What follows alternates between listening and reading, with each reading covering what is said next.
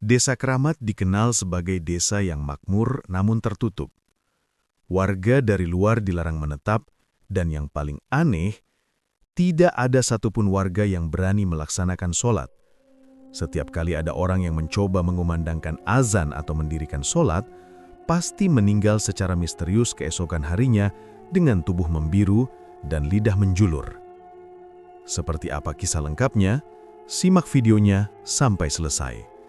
Semoga kalian yang menonton video ini selalu diberikan kesehatan dan dilancarkan rezekinya. Amin. Perjalanan Kiai Ahmad menuju Desa Keramat memakan waktu hampir setengah hari. Jalannya menanjak, melewati kebun kopi dan hutan bambu yang lebat. Di sepanjang jalan, tidak ada satupun orang yang ia temui, hanya suara jangkrik dan desir angin di sela pepohonan. Ketika sampai di gapura kayu bertuliskan "Selamat datang di Desa Keramat", suasananya langsung berubah sunyi. Burung-burung berhenti berkicau, dan hawa dingin terasa menusuk meski matahari masih tinggi. Kiai Ahmad menuntun motornya perlahan masuk ke dalam desa. Rumah-rumah di kiri kanan jalan tampak tua dan kusam. Banyak pintu tertutup rapat, seolah penghuninya enggan keluar. Ada beberapa orang tua yang duduk di teras, tapi begitu melihat Kiai Ahmad lewat, mereka cepat-cepat masuk tanpa sepatah kata. Ia berhenti di depan sebuah surau kecil yang hampir roboh. Atapnya bolong, dindingnya berlumut, dan papan bertuliskan Surau Al-Mubarak sudah miring. Di pelatarannya, tumbuh rumput liar setinggi lutut. Hatinya perih melihatnya. Ia menatap menara kecil yang berdebu, lalu berbisik pelan. Subhanallah, sudah berapa lama tempat ini tidak dipakai? Belum sempat ia melangkah masuk, seorang lelaki tua muncul dari arah belakang surau. Bajunya lusuh, kepalanya memakai peci hitam yang sudah sobek di ujungnya. Lelaki itu menatapnya curiga. "Sampean dari mana, nak?" tanyanya pelan. "Saya Ahmad, dari pesantren di Kediri, Pak. Saya dengar di sini tidak ada lagi kegiatan ibadah. Saya ingin silaturahmi." Lelaki itu langsung pucat. "Pindah saja, nak. Desa ini bukan tempat untuk orang seperti sampean." Kiai Ahmad mencoba tersenyum. "Saya hanya ingin sholat, Pak. Masa di desa sebesar ini tidak ada yang sholat?" Orang tua itu geleng kepala. "Jangan sebut kata itu keras-keras. Kalau didengar bisa celaka. Sudah banyak yang coba, tapi semua mati aneh." "Bapak siapa namanya?" tanya Kiai Ahmad dengan tenang. "Darto. Saya tinggal di ujung jalan ini. Kalau mau istirahat, ikut saja saya. Tapi jangan bicara soal ibadah di sini ya." Kiai Ahmad menuruti. Ia menginap di rumah Pak Darto malam itu. Rumahnya sederhana, berdinding papan, tapi bersih. Istri Pak Darto, Bu Warti, menyambut dengan wajah gugup. Saat menyuguhkan teh hangat, tangannya bergetar. "Sudah lama, Bu, desa ini begini?" tanya Kiai Ahmad sopan. Bu Warti menunduk. "Sudah sejak saya kecil, Kiai. Kalau ada orang berani azan, biasanya besoknya ditemukan mati. Ada yang lidahnya biru, ada yang matanya bolong. Katanya diambil makhluk gunung." "Makhluk gunung?" Kiai Ahmad mendengarkan tanpa menyelah. Pak Darto ikut bicara pelan. "Dulu desa ini hampir mati karena kelaparan. Air sungai kering, padi busuk semua. Orang-orang minta tolong ke Mbah Sastro, dukun paling sakti di sini. Katanya dia naik ke Gunung Keramat dan bikin perjanjian dengan makhluk halus penunggu puncak." Kiai Ahmad mendengarkan tanpa menyelah. Pak Darto melanjutkan, "Setelah itu, air kembali keluar, tanah jadi subur, panen melimpah. Tapi syaratnya berat, nggak boleh lagi ada azan, nggak boleh ada sholat. Siapapun yang melanggar akan jadi tumbal malam itu juga." Kiai Ahmad menghela napas panjang. "Berarti kalian semua hidup dalam ketakutan?" Pak Darto menatap kosong ke arah jendela. "Iya, Kiai, kami cuma manusia biasa. Siapa berani awan perjanjian leluhur? Dulu ada ustadz dari luar juga datang, katanya mau berdakwah.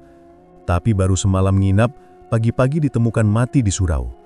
Matanya terbuka lebar dan dari telinganya keluar tanah." Kiai Ahmad menatap lantai, mencoba menenangkan diri. "Kalau begitu, boleh saya lihat ke surau itu besok pagi?" Pak Darto tampak ragu. "Jangan, Kiai. Surau itu sudah dilarang didatangi. Banyak yang bilang di sana tempat keluar masuknya makhluk penunggu gunung." "Saya tidak apa-apa. Insya Allah saya niat baik." Malam semakin larut.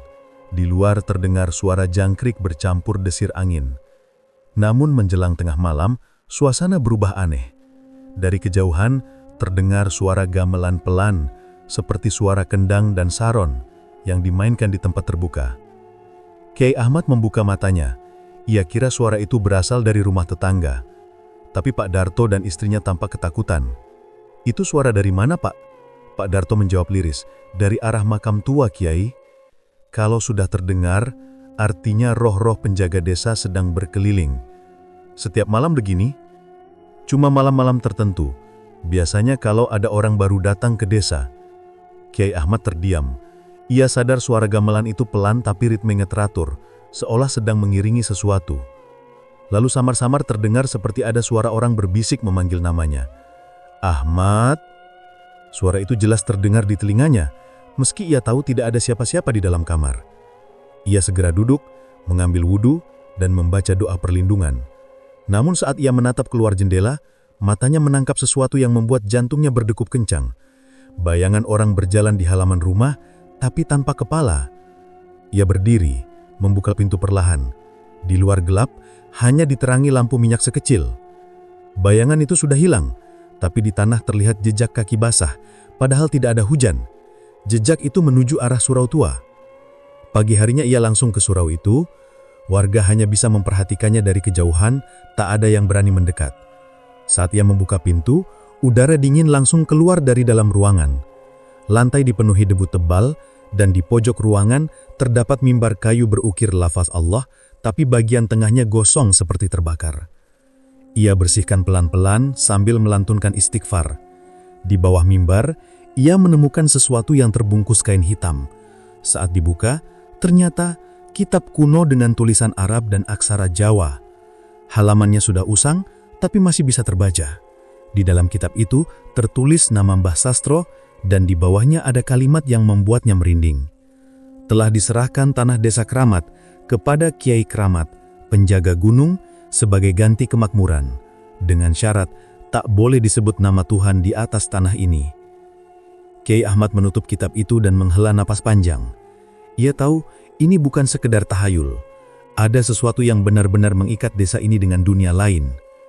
Sore itu ia berjalan ke pinggir desa. Dari kejauhan terlihat gunung besar di utara, diselimuti kabut tebal. Arah itu persis ke arah suara gamelan semalam. Kalau memang ada makhluk di sana, maka aku akan datang bukan untuk menantang, tapi untuk membebaskan. Ketika malam tiba lagi, suara gamelan itu terdengar lebih keras. Angin berhembus dari arah gunung, membawa aroma kemenyan dan darah. Dari balik jendela, Kiai Ahmad melihat surau tua tampak berpenda redup seperti diterangi api kecil. Ia tahu apapun yang terjadi malam itu hanyalah permulaan dari sesuatu yang jauh lebih besar, dan mungkin tidak semua orang akan sanggup menghadapi kebenarannya. Pagi itu udara di desa Kramat terasa berat. Langit mendung dan awan menggantung rendah, seperti menutupi puncak gunung di utara. Kiai Ahmad sudah berdiri di halaman surau sejak subuh, menyapu dedaunan kering dan membersihkan sisa-sisa debu yang menempel di lantai. Dari kejauhan, beberapa warga memperhatikan, tapi tidak ada yang berani mendekat. Selesai bersih-bersih, ia berjalan ke tengah desa. Beberapa orang tua sedang duduk di pos ronda. Di antara mereka ada Pak Darto. Kiai Ahmad menghampiri dan menyapa sopan. "Bapak-bapak, bagaimana kalau malam nanti kita kumpul sebentar? Saya ingin ajak warga mengaji bersama. Nggak lama, cuma baca surat pendek dan doa bersama," ucapnya lembut. Semua langsung saling pandang. Salah satu orang tua berwajah kurus menatap tajam. "Kiai, kami mohon, jangan buat keramaian seperti itu. Bisa-bisa desa ini kena musibah." "Musibah bagaimana, Pak?" tanya Kiai Ahmad. "Sudah dari dulu begitu, Kiai," sahut Pak Darto pelan. "Kalau ada yang coba azan, pasti ada yang mati. Kalau kumpul baca doa keras-keras, nanti malam pasti ada yang datang." Kiai Ahmad terdiam sejenak.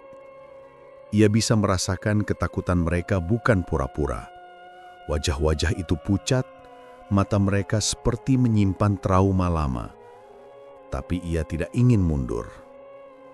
"Saya kesini bukan buat menantang siapa-siapa, Pak. Tapi kalau cuma baca Al-Fatihah, masa harus takut?" Tidak ada yang menjawab. Hanya terdengar angin lewat membawa daun kering melayang di tanah. Salah satu warga muda menunduk sambil bergumam, "Kalau panjenengan azan, satu desa bisa celaka, Kiai." Menjelang sore, Kiai Ahmad kembali ke surau. Ia menata kembali sajadah dan membersihkan mimbar dari debu. Saat azan maghrib tiba, ia hanya berzikir dalam hati tanpa mengumandangkan suara. Dalam pikirannya, ia tahu butuh waktu untuk membuka hati warga yang sudah lama hidup dalam ketakutan. Namun malam itu, suasana berubah aneh. Sekitar pukul 9 saat ia sedang membaca kitab di dalam surau, angin tiba-tiba berhenti berhembus. Lampu minyak yang ia pasang bergetar dan nyalanya meredup. Lalu dari pintu depan muncul seseorang yang tidak dikenal. Lelaki itu tinggi, memakai jubah hitam, kulitnya pucat, matanya menyala merah. Ia membawa tongkat bambu hitam dan berjalan perlahan mendekat. "Kiai Ahmad," suaranya berat dan serak. "Sampean tidak tahu di mana panjenengan berdiri sekarang." Kiai Ahmad tetap duduk menatap tamunya itu dengan tenang. "Panjenengan siapa?" "Aku Mbah Sastro, penjaga desa Kramat. Desa ini sudah punya penguasa sejak sebelum sampean lahir. Jangan ganggu keseimbangan yang sudah dijaga ratusan tahun." Kiai Ahmad berdiri. "Kalau penguasa yang panjenengan maksud adalah makhluk selain Allah, saya tidak takut. Saya hanya ingin mengembalikan tempat ini seperti semula, desa yang beriman." Mbah Sastro tersenyum miring. "Kalau begitu, siap-siaplah melihat muridmu mati satu persatu." Tiba-tiba suara keras terdengar dari luar surau. Seperti benda berat dijatuhkan dari atap. Lampu minyak padam sendiri, meninggalkan ruangan dalam gelap total. Hanya sinar bulan masuk lewat celah genting. Saat Kiai Ahmad melangkah keluar, Mbah Sastro sudah lenyap. Dari kejauhan, ia melihat rumah-rumah warga padam bersamaan. Tidak ada satupun lampu menyala. Suara angin berubah jadi desisan dan tercium bau anyir darah. Ia melangkah cepat ke rumah Pak Darto. Pintu rumah terbuka, dan di dalam suasananya kacau. Barang-barang berserakan, kursi terbalik, dan di dinding belakang terlihat tulisan merah besar, "Jangan ada azan di desa ini." Warna merah itu masih basah. Kiai Ahmad menatap lekat-lekat, lalu mendengar suara pelan dari dapur. Ia bergegas ke sana dan mendapati Pak Darto tergeletak di lantai. Tubuhnya penuh luka, seperti dicakar sesuatu. Nafasnya tersengal-sengal. "Pak Darto, istighfar Pak," seru Kiai Ahmad sambil menahan darah yang keluar dari lengan lelaki itu. Pak Darto membuka matanya perlahan. "Kiai, jangan teruskan. Mereka nggak mau dengar azan." Lalu matanya menutup, pingsan. Bu Warti menangis di pojok ruangan sambil memeluk anak kecil. "Saya sudah bilang, Kiai, malam ini waktunya mereka berkeliling. Biasanya cuma lewat, tapi sejak Kiai datang, mereka marah." Kiai Ahmad mengangkat Pak Darto ke kasur dan lalu duduk di sampingnya. "Tenang, Bu. Tidak akan saya biarkan makhluk jahat menguasai manusia." Ia membaca ayat kursi pelan-pelan sambil mengusap dada Pak Darto. Tiba-tiba dari luar rumah, terdengar suara langkah kaki berat, seperti sesuatu menyeret cantai di tanah. Anjing-anjing menyalak bersahutan, lalu satu persatu menggonggong ke arah yang sama, ke arah surau tua. Kiai Ahmad berdiri dan mengambil tasbih. "Saya harus lihat." "Jangan keluar, Kiai." Tapi Kiai Ahmad sudah membuka pintu. Halaman desa tampak aneh. Kabut turun cepat, menutupi pandangan hanya sejauh beberapa meter. Dari balik kabut itu muncul siluet tinggi besar seperti manusia tapi bongkok, dengan tangan panjang yang menyentuh tanah. Suara rantainya beradu keras di tanah. Setiap kali langkahnya jatuh, tanah bergetar. Makhluk itu berhenti di depan surau, lalu menunduk ke arah Kiai Ahmad. Suaranya berat dan bergema. "Pergi dari sini manusia, ini bukan tanahmu." Kiai Ahmad menggenggam tasbih lebih kuat, lalu membaca ayat pelindung. "Kalau kamu makhluk ciptaan Allah, berhentilah menyesatkan manusia." Makhluk itu menjerit, suaranya seperti gabungan tangisan dan tawa. Kabut makin tebal, dan dari arah gunung terdengar gamelan lagi, tapi kali ini lebih keras, seperti puluhan orang bermain bersamaan. Kiai Ahmad bertahan membaca ayat suci sampai kabut pelan-pelan menipis. Saat pandangannya kembali jelas, makhluk itu sudah hilang. Hanya tersisa bekas jejak besar di tanah dan bau anyir yang menusuk. Ia kembali ke rumah Pak Darto. Lelaki tua itu mulai siuman tapi lemah. "Kiai, saya dengar suara orang dari arah makam. Mereka bilang kalau azan dikumandangkan, darah akan mengalir." Kiai Ahmad menjawab tenang. "Biarlah mereka mengancam. Saya tidak datang untuk tunduk." Malam itu tak ada satupun warga yang tidur. Dari tiap rumah, lampu minyak dibiarkan menyala. Anak-anak menangis ketakutan, sementara orang tua berzikir pelan di balik pintu. Desa Keramat seperti menahan nafas, menunggu apa yang akan terjadi selanjutnya. Menjelang sore, Kiai Ahmad duduk di teras, memandang surau yang mulai diselimuti kabut tipis. Dalam hatinya ia tahu, peringatan malam ini baru awal dari perlawanan panjang. Tapi niatnya sudah bulat. Apapun yang terjadi, suara azan harus kembali berkumandang di Desa Keramat. Sudah 3 hari Kiai Ahmad tinggal di Desa Keramat.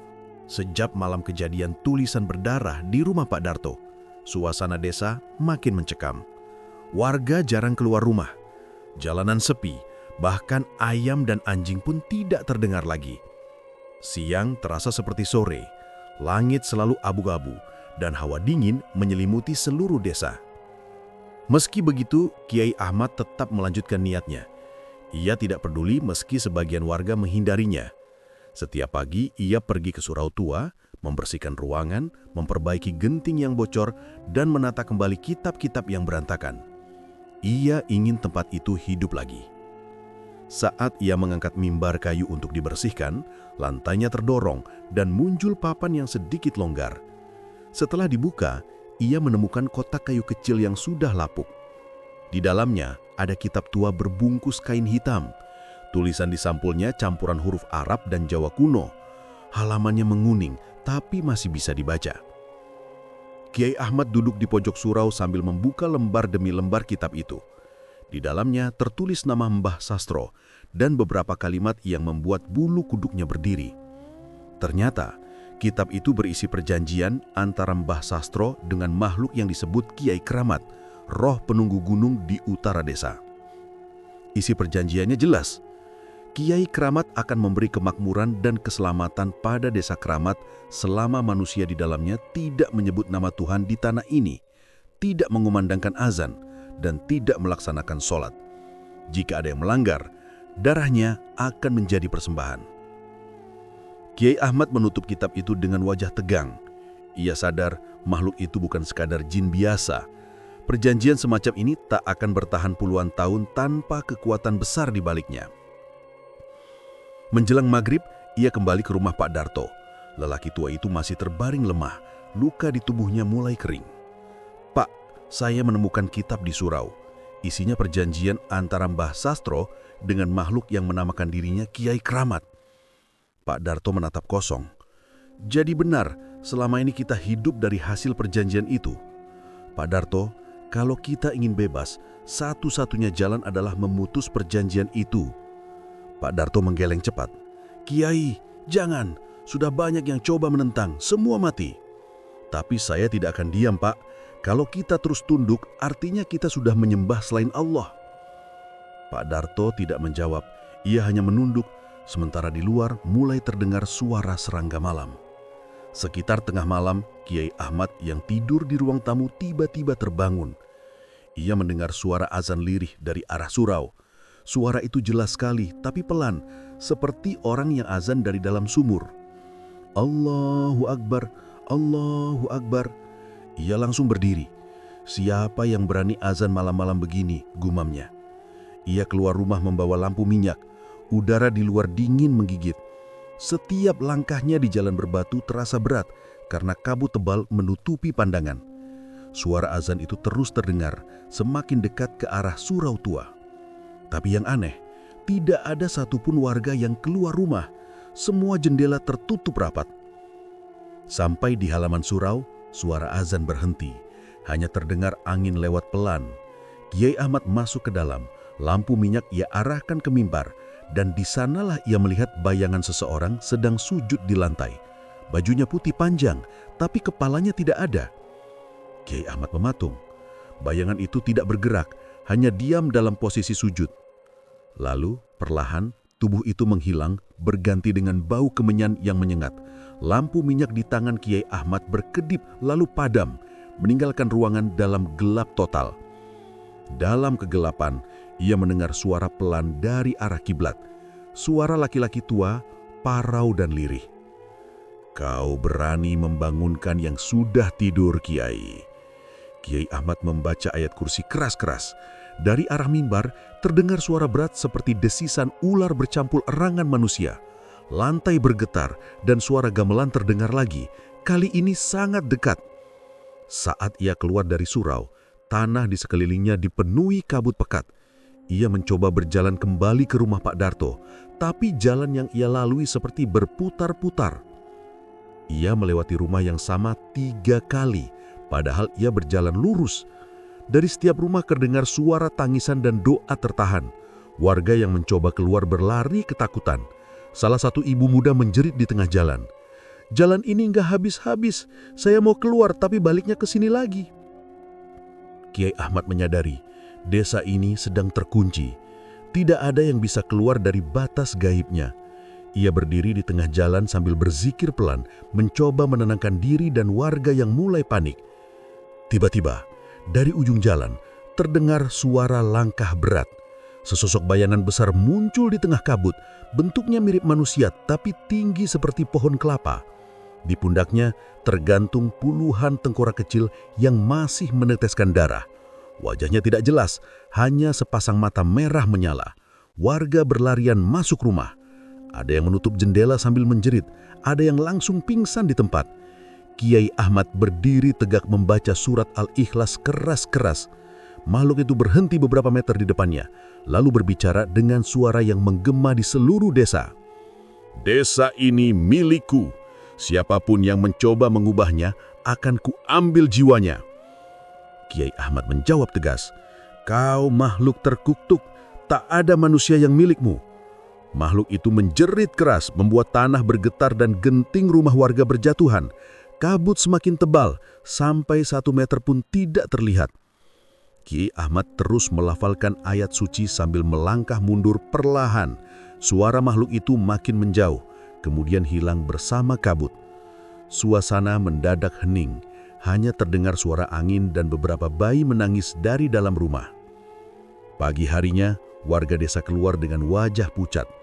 Beberapa orang mengaku semalaman mendengar suara langkah kaki di atap rumah mereka. Ada pula yang melihat bayangan orang tanpa kepala berdiri di depan pintu. Kiai Ahmad berjalan ke surau lagi, mencoba memastikan semuanya aman. Tapi ia terkejut melihat lantai surau kini penuh jejak kaki berdarah, seperti banyak orang berjalan tanpa alas kaki. Di dinding, seseorang atau sesuatu menulis dengan arang hitam besar-besar, "Jangan ada sujud di tanah ini." Kiai Ahmad tahu perlawanan baru saja dimulai. Desa Keramat sudah dikepung oleh kekuatan yang tidak akan diam melihat cahaya iman kembali muncul. Tapi ia tidak takut. Ia justru yakin semakin besar terornya, semakin dekat ia dengan kunci untuk memutus perjanjian terkutuk itu.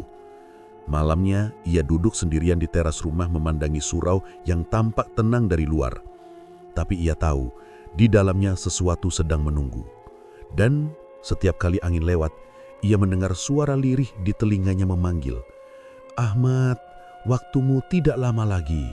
Sejak kejadian surau yang kembali dihantui, Desa Kramat makin kacau. Banyak warga yang ketakutan dan memohon agar Kiai Ahmad pergi.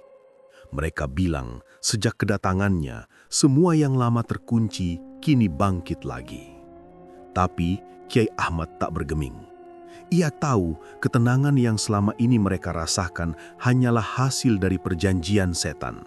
Malam itu bertepatan dengan Jumat Kliwon, waktu yang diyakini warga sebagai malam paling berbahaya di desa. Semua orang menutup pintu dan mematikan lampu. Tapi dari kejauhan terlihat asap putih membumbung dari lapangan dekat balai desa. Bau kemenyan menyengat terbawa angin. Kiai Ahmad yang sedang duduk membaca kitab suci menatap keluar. "Itu pasti Mbah Sastro," gumamnya. Ia segera bergegas menuju lapangan. Di sana, puluhan warga berkumpul dengan wajah tegang. Di tengah lingkaran, Mbah Sastro berdiri dengan jubah hitam dan tongkat bambu di tangan. Di depannya, seekor ayam hitam diikat di atas wadah tanah liat berisi air dan bunga 7 rupa. Beberapa warga terlihat meneteskan air mata sambil menunduk. Mbah Sastro berbicara lantang. Suaranya serak, tapi tegas. "Warga Desa Kramat, malam ini kita harus menenangkan Kiai Kramat, penjaga desa yang telah marah karena ada yang berani menentang. Kita persembahkan darah agar keseimbangan kembali." Sebelum siapapun sempat bereaksi, Mbah Sastro mengangkat golok dan menyembelih ayam itu. Darahnya ditampung dalam wadah, lalu ia percikkan ke tanah sambil membaca mantra kuno. Bau amis bercampur kemenyan langsung memenuhi udara. Beberapa warga menutup hidung, tapi mereka tidak berani melawan. Semua takut dengan ancaman Mbah Sastro dan makhluk penunggu itu. Namun tiba-tiba terdengar suara lantang dari arah belakang. "Berhenti Mbah Sastro!" Semua orang menoleh. Kiai Ahmad datang membawa kitab di tangan kanan dan tasbih di tangan kiri. Tatapannya tajam. "Yang panjenengan sembah itu bukan pelindung, tapi jin laknat. Hentikan ini semua sebelum desa ini benar-benar binasa." Mbah Sastro menatapnya tajam. "Kau tak tahu apa yang kau hadapi, Kiai muda. Aku sudah menjaga keseimbangan desa ini selama puluhan tahun. Kalau ritual ini dihentikan, semua akan hancur. Justru karena itu aku datang. Aku akan bebaskan warga dari penipuan setan ini." Tanpa menunggu, Kiai Ahmad mulai membaca ayat-ayat suci keras-keras. Suaranya menggema di seluruh lapangan. Begitu ayat pertama terucap, angin kencang berhembus. Api dari obor-obor di sekitar mereka padam serentak. Tanah di bawah kaki bergetar hebat dan suara gemuruh terdengar dari arah sumur tua di dekat surau. Beberapa warga menjerit. Ada yang berlari, tapi terjatuh karena tanah bergoyang seperti gempa. Mbah Sastro mencoba membaca mantra tandingan, tapi suaranya tenggelam oleh hembusan angin. Dari arah sumur, asap hitam keluar menebal membentuk bayangan besar menjulang ke langit. Suara berat dan serak terdengar dari dalam kabut itu. "Siapa yang berani menentang perjanjian suci?" Bayangan itu perlahan membentuk sosok raksasa hitam tanpa wajah, dengan tubuh penuh mata yang terus berkedip. Bau busuk darah dan tanah basah menyeruak di udara. Seketika, ratusan warga mulai kerasukan. Mereka menjerit, tertawa, lalu menari dengan gerakan aneh seperti wayang hidup. Ada yang menggigit tangannya sendiri, ada yang menampar wajahnya berulang-ulang sambil menangis. Kiai Ahmad melanjutkan bacaannya dengan suara semakin keras. Setiap ayat keluar dari mulutnya, sebagian warga terjatuh pingsan, tapi sebagian lain justru tertawa makin keras, matanya memerah dan lidahnya menjulur panjang. Mbah Sastro terlihat panik. Ia mencoba mengangkat tongkatnya ke arah bayangan besar itu. "Ampun, Kiai Keramat, aku sudah memberikan darah, jangan rusak desa ini." Namun makhluk itu tidak menggubris. Suaranya menggema keras sekali. "Kau telah gagal menjaga perjanjian manusia tua. Sekarang kau yang akan menggantikan persembahan." Seketika tanah di bawah kaki Mbah Sastro terbelah. Dari celah itu keluar tangan-tangan hitam besar yang menarik tubuhnya. Ia menjerit sekeras-kerasnya, "Ahmad, tolong aku, tolong!" Kiai Ahmad berlari mendekat, tapi tanah terus menelan Mbah Sastro hingga tersisa tongkat bambunya. Teriakan itu terhenti begitu saja. Warga yang masih sadar berlari tunggang langgang, sebagian pingsan ketakutan. Tapi banyak yang tetap kerasukan dan menari liar di sekitar lapangan seperti dikendalikan oleh sesuatu yang tak terlihat. Bayangan raksasa itu kini semakin besar, hampir menutupi seluruh lapangan. Suaranya menggetarkan dada siapapun yang mendengar. Tak ada yang bisa melawan kehendak Keramat. Kiai Ahmad menancapkan tongkat Mbah Sastro di tanah dan mengangkat kitabnya tinggi-tinggi. Ia membaca surat Yasin dan ayat kursi tanpa henti. Angin semakin kencang sampai pepohonan di pinggir desa tumbang satu persatu.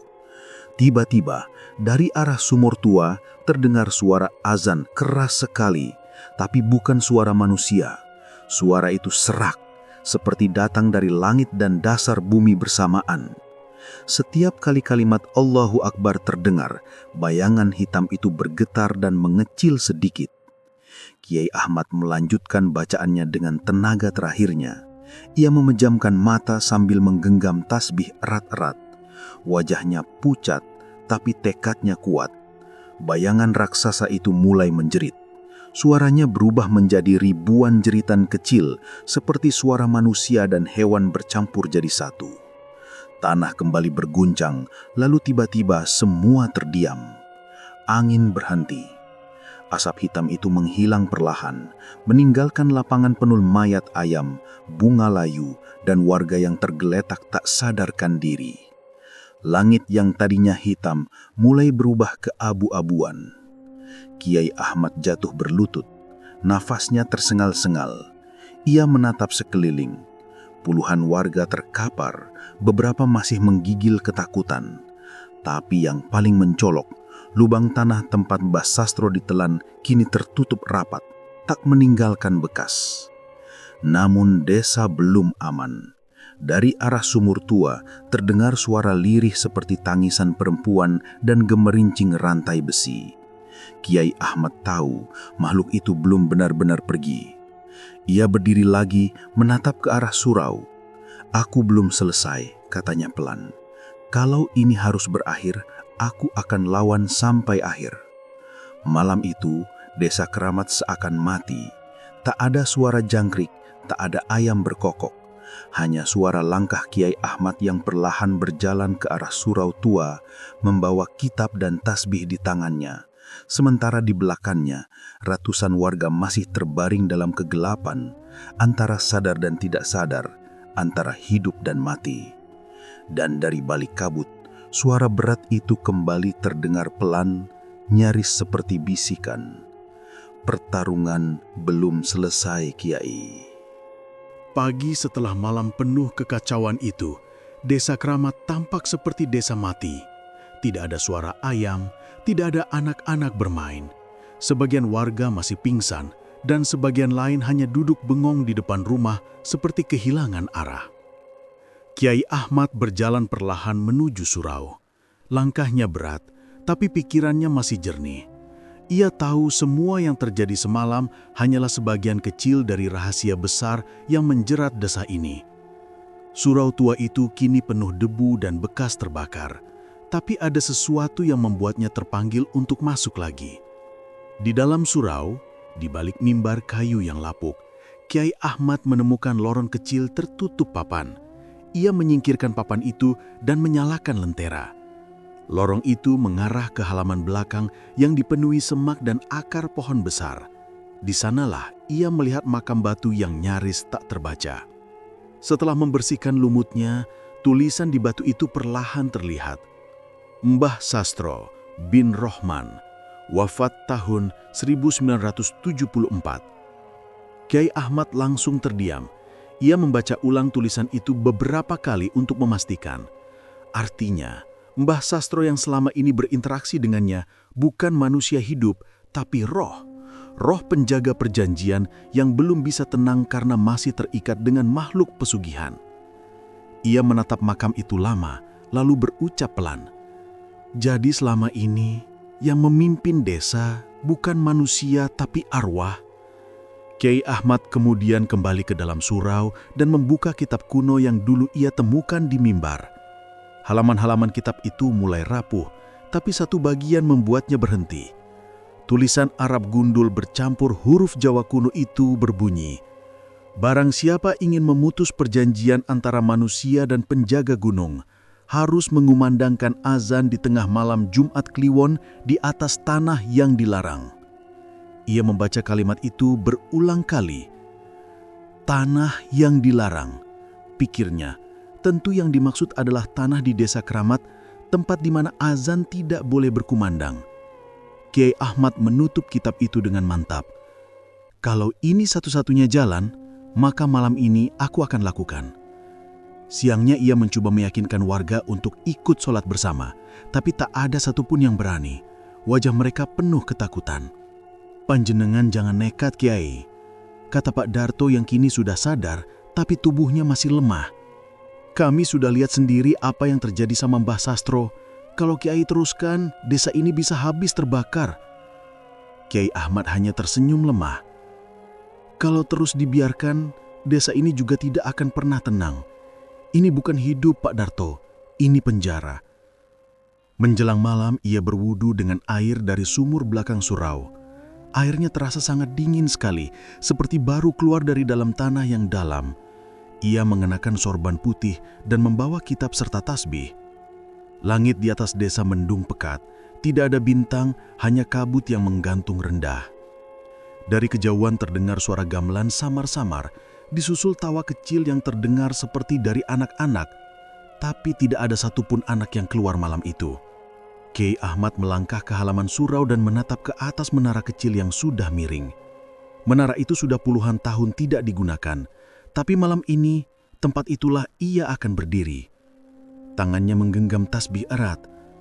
"Bismillahirrahmanirrahim," ucapnya lirih sebelum menaiki tangga menara satu persatu. Setiap langkah terasa berat seperti ada yang menahannya. Ketika sampai di puncak menara, angin kencang langsung menyambut.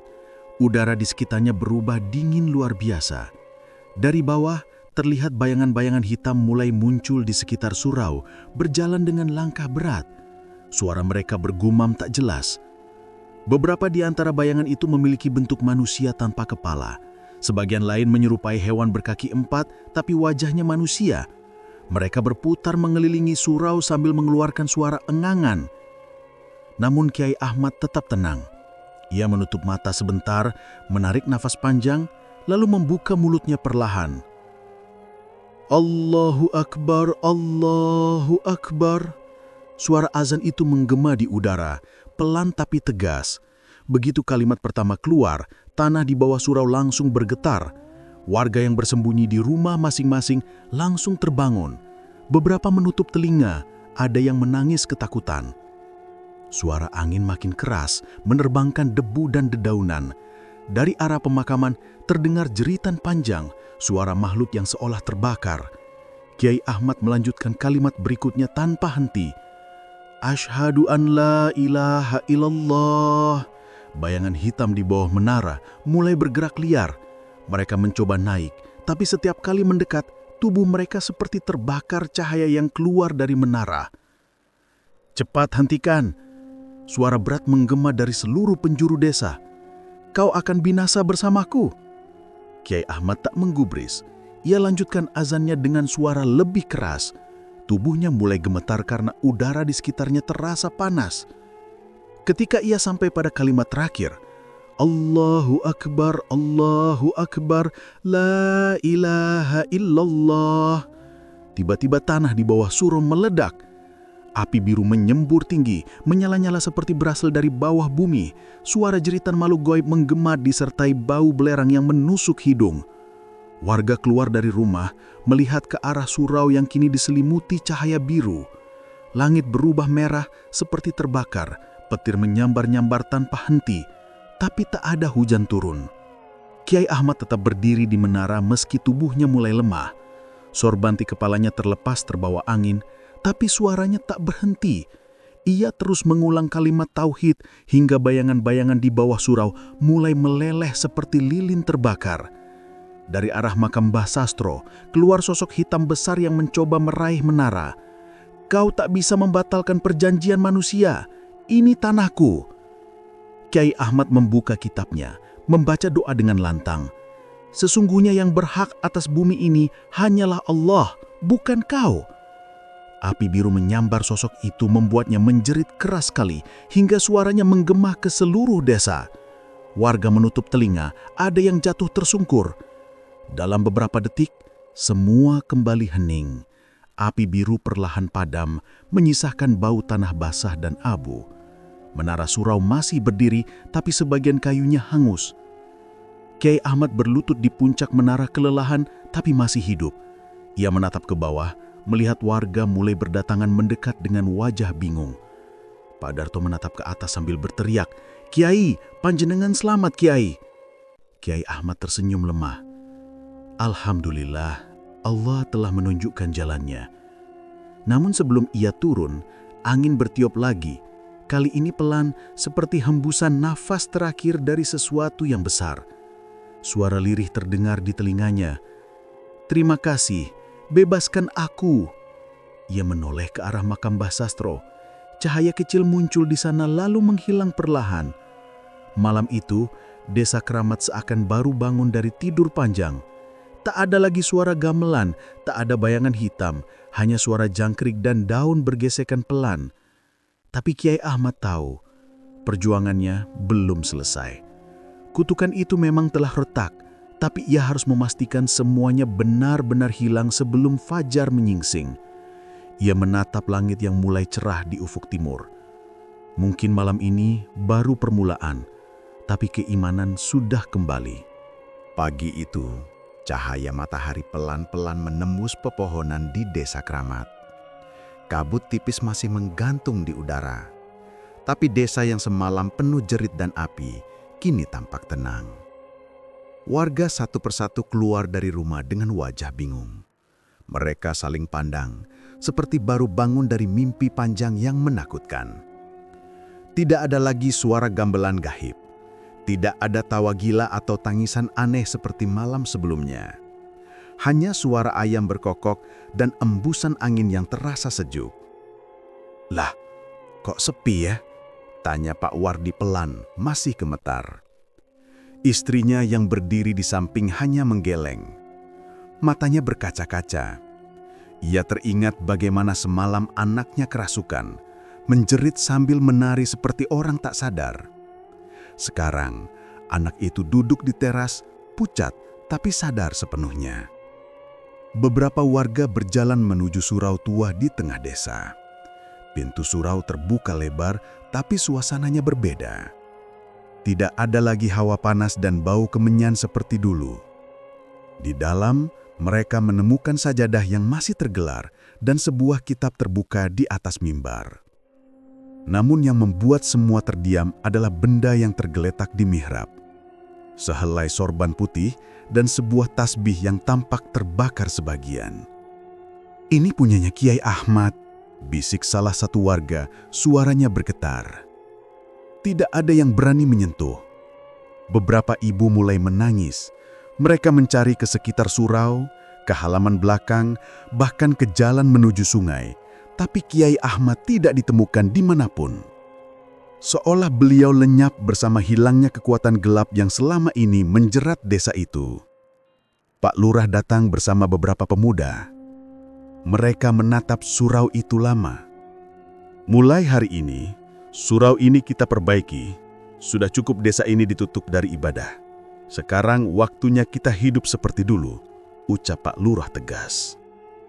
Semua mengangguk pelan. Mereka tahu, andai bukan karena Kiai Ahmad, mungkin seluruh desa sudah binasa. Hari-hari berikutnya, warga bergotong royong membersihkan surau. Dinding yang retak diplester ulang, lantai disapu, dan mimbar dibersihkan dari debu serta sisa abu. Saat membersihkan mihrab, seorang pemuda bernama Samin menemukan sesuatu di bawah tikar. Secari kertas yang nyaris hangus, bertuliskan tangan Arab gundul. Ia membawa kertas itu ke Pak Lurah. Tulisan itu berbunyi, "Barang siapa menjaga azan, maka desa akan terjaga." Kalimat itu membuat semua warga merinding. Mereka sepakat, setiap azan harus dikumandangkan tepat waktu, tidak boleh terlewat satupun. Beberapa minggu kemudian, suasana Desa Keramat benar-benar berubah. Pasar kembali ramai, anak-anak berlarian di sawah, dan setiap malam terdengar tadarus dari surau tua. Udara yang dulu terasa berat kini terasa ringan. Hewan ternak yang dulu banyak mati mendadak kini kembali sehat. Orang-orang mulai percaya semua itu karena doa dan perjuangan Kiai Ahmad. Namun, sejak malam pertama surau kembali digunakan, ada hal ganjil yang dirasakan oleh muazin. Namanya Pak Tamrin, seorang lelaki tua yang suaranya lantang. Waktu itu, saat ia mengumandangkan azan maghrib, ia mendengar suara lain ikut bersahut-sahutan. Suara itu datang dari arah gunung, dalam dan berat tapi jelas melafalkan kalimat yang sama. Allahu Akbar, Allahu Akbar. Pak Tamrin sempat berhenti, tapi suara itu terus berlanjut mengikuti setiap lafal yang ia ucapkan. Setelah azan selesai, ia keluar dan menatap ke arah gunung. Puncaknya diselimuti awan tipis. Ia tidak melihat apapun, tapi bulu kuduknya berdiri. Keesokan harinya ia bercerita kepada Pak Lurah dan warga. Sebagian tidak percaya, tapi malam berikutnya giliran pemuda yang mengumandangkan azan Isya juga mendengar hal serupa. "Aku yakin itu suara Kiai Ahmad. Dia yang dulu mengumandangkan azan terakhir di atas menara surau. Sekarang dia menjaga kita dari sana." Sejak saat itu, setiap azan berkumandang, warga dia mendengarkan. Suara ganda itu terdengar makin jelas, satu dari surau, satu lagi dari arah gunung. Beberapa orang sempat mencoba mencari sumbernya, tapi jalan menuju gunung selalu tertutup kabut tebal.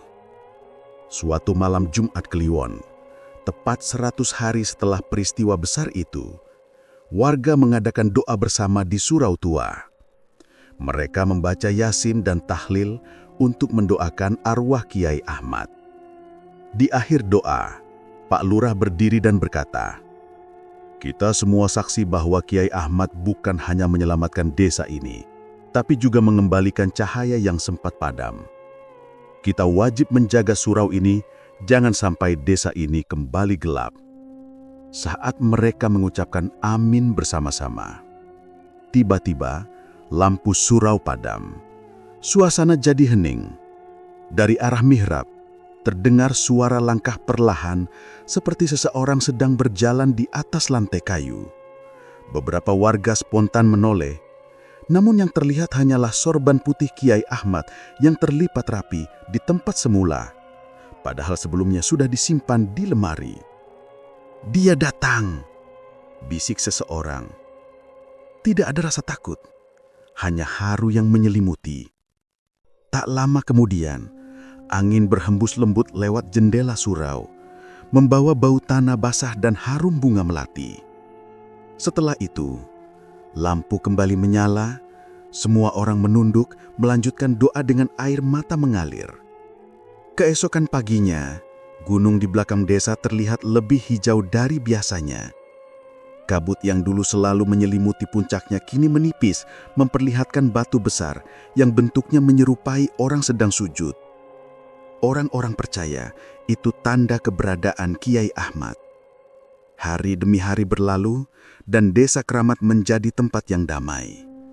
Banyak orang dari desa lain datang untuk berziarah ke surau itu, memanjatkan doa dan bersedekah. Warga yang dulu ketakutan kini hidup tentram. Anak-anak belajar mengaji setiap sore. Dan suara azan selalu terdengar bersahut-sahutan. Satu dari muazin, satu lagi dari arah gunung. Kadang-kadang ketika angin bertiup kencang di waktu senja, warga bisa mendengar gema suara Kiai Ahmad dengan jelas. Suaranya tegas tapi menenangkan, seolah mengingatkan mereka agar tidak lalai dari ibadah. Desa itu kini benar-benar hidup kembali. Namun, setiap kali malam Jumat Kliwon tiba, para tetua desa selalu menyalakan pelita di depan surau sambil berbisik, "Untuk Kiai Ahmad, penjaga Desa Kramat."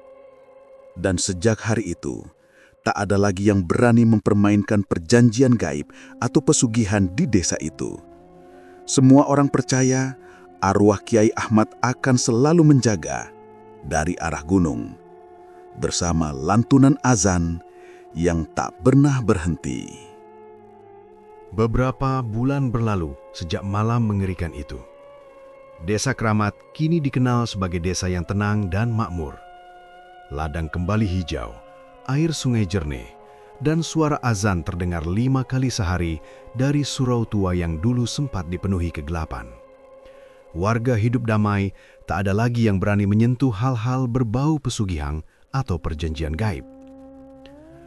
Namun perubahan besar itu justru membuat banyak orang luar penasaran. Mereka datang dari berbagai daerah untuk berziarah ke surau tua yang kini disebut Surau Kiai Ahmad. Ada yang datang untuk berdoa, ada juga yang sekedar ingin melihat tempat yang katanya pernah menjadi pusat pertarungan antara manusia dan makhluk halus. Di depan surau, warga membangun papan kayu bertuliskan, "Surau Kiai Ahmad dilarang berziarah pada malam Jumat Kliwon." Tulisan itu dibuat oleh Pak Lurah sendiri setelah beberapa orang luar mengalami kejadian aneh. Salah satunya seorang pemuda dari kota yang datang malam-malam untuk mengambil foto. Ia mengaku melihat sosok berjubah putih berdiri di depan surau, memanggil namanya dengan suara yang dalam. Ketika pemuda itu mendekat, sosok itu lenyap dan kamera di tangannya mati total. Sejak itu, warga makin yakin Kiai Ahmad masih menjaga desa ini. Pak Tamrin, muazin tua yang dulu pertama kali mendengar suara kedua dari arah gunung, kini menjadi penjaga tetap surau. Setiap pagi, ia membuka pintu surau, menyapu lantai kayu, dan menyalakan lampu minyak di mihrab tempat sorban dan tasbih Kiai Ahmad disimpan dalam kotak kaca. Ia sering berkata kepada pengunjung, "Jangan berlama-lama di sini waktu malam. Kalau dengar azan dari 2 arah, cukup diam dan dengarkan, jangan dibalas." Kata-kata itu bukan omong kosong. Beberapa warga pernah membuktikan sendiri.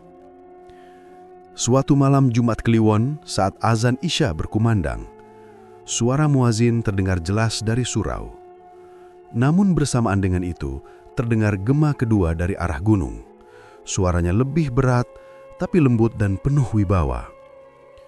Beberapa warga yang mendengarnya spontan keluar rumah, menatap ke arah gunung yang diselimuti kabut tipis. "Allahu Akbar, Allahu Akbar." Suara itu bergema lama, membuat bulu kuduk siapapun berdiri. Setelah azan selesai, surau tampak bercahaya samar, seolah diterangi dari dalam oleh sinar biru lemut. Tak lama kemudian, cahaya itu padam dan semuanya kembali tenang. Orang-orang yang sholat di surau pada malam-malam itu sering bercerita hal yang sama. Ketika mereka berdiri untuk takbir, kadang terlihat sosok berjubah putih tanpa kepala berdiri di saf paling depan. Tubuhnya tegap, tangannya bersedekap, dan suaranya terdengar lembut memimpin bacaan sholat. Tak ada yang berani menegurnya. Semua hanya diam, meneruskan sholat sampai salam. Begitu selesai, sosok itu menghilang begitu saja, meninggalkan bau tanah basah dan melati yang samar. "Dia tidak pergi," kata Pak Lurah suatu malam. "Kiai Ahmad memilih tetap di sini, menjaga desa ini dari yang jahat." Anak-anak muda yang dulu tak pernah menginjak surau, kini rajin sholat berjamaah. Mereka takut, tapi sekaligus bangga karena desa mereka memiliki penjaga yang suci. Bahkan setiap tahun pada tanggal wafatnya Kiai Ahmad, warga mengadakan tahlilan besar di halaman surau. Orang dari luar desa pun ikut datang membawa makanan dan bunga. Namun meski begitu, tidak ada satupun warga yang berani berada di surau saat malam Jumat Kliwon. Mereka percaya pada malam itu pintu antara dunia manusia dan alam gaib terbuka. Kiai Ahmad memimpin makhluk halus yang dulu pernah menjerumuskan desa itu untuk ikut bersujud kepada Tuhan. Beberapa orang pernah mencoba nekat. Ada 2 pemuda dari desa sebelah yang konon ingin membuktikan cerita itu hanya mitos. Mereka datang diam-diam membawa senter dan kamera. Tapi esok paginya, warga menemukan mereka pingsan di halaman surau. Tubuhnya dingin dan wajah pucat seperti habis ketakutan. Setelah sadar, mereka hanya bilang satu kalimat. "Kami ikut sholat, tapi imamnya tidak punya kepala." Cerita itu menyebar cepat. Sejak itu, tak ada lagi yang berani menantang larangan itu. Kini, desa Keramat hidup dalam kedamaian, tapi juga penuh rasa hormat terhadap yang gaib. Warga percaya bahwa kebaikan yang dijaga dengan iman akan tetap bertahan meski penjaganya sudah tiada. Surau tua itu berdiri kokoh, menjadi saksi perjuangan seorang kiai yang melawan kegelapan dengan doa dan azan. Setiap kali azan berkumandang, suara dari arah gunung masih terdengar bersahutan, seolah Kiai Ahmad belum benar-benar pergi. Dan bagi warga desa Keramat, suara itu bukan menakutkan, justru menenangkan. Karena selama suara itu masih terdengar, mereka tahu desa mereka masih dijaga. Namun, bagi siapapun yang datang berziarah pada malam Jumat Kliwon, jangan pernah mencoba memimpin sholat di surau itu. Karena kadang, sebelum kamu sempat mengucap Allahu Akbar, ada suara lain yang mendahuluimu. Suara lembut, dalam, dan tanpa kepala, memimpin dari alam yang tak terlihat.